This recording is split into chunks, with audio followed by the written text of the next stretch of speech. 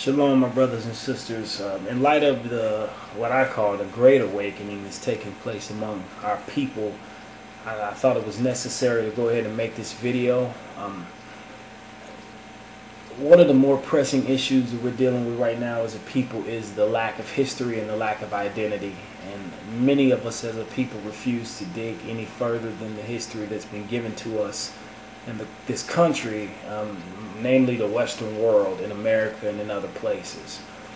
It is imperative that we go beyond what they've told us, about who we are and where we come from, and we begin to investigate these things ourselves. Because if you truly want to know, what happened and get a true grasp and accurate idea of history, then you can't just accept what's been told to you by another. There's enough information now in the world where you can, on an individual basis, dig into that information and come up with an answer for yourself. And you're almost called and expected to do that. Scripture teaches that you're to study for yourself and to show yourself approved. Someone who doesn't need to be ashamed, who's able to rightly divide the word of truth. And this is done by you digging into the information made available to you and coming to a conclusion based on the accuracy of that information. And I think all of that information leads us now, as many of us are finding, to question many of the things that we've been taught by Christianity, many of the things we've been taught by historians, or I should say modern day historians. And we have to question these things because the issue of Israel is now on the table. Who is the real Israel? Who is not the real Israel? And all evidence points to our people as the true and living Israel in the world today, the true inheritance and possession of Yahweh Elohim.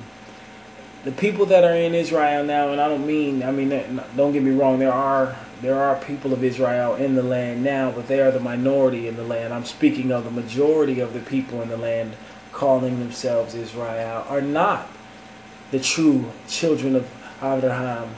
They are not the true children of Yitzhak, and they are not the true children of Yaakov. But it's an inheritance that has been stolen. It's an authority that has been usurped. And the world has accepted this for political reasons.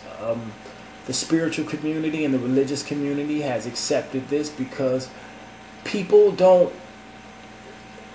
to accept a version of history that falls in line with their comfortability. And I believe that's what's happened. So many lies have been told and so much error has been pushed that to go back and revisit these things and to rebuild and to correct everything that's gone wrong, it would tear down the fabric of the society that we've built up. It would tear down the fabric of the religious society. It would tear down the fabric of the social society because so much has been built upon a lie.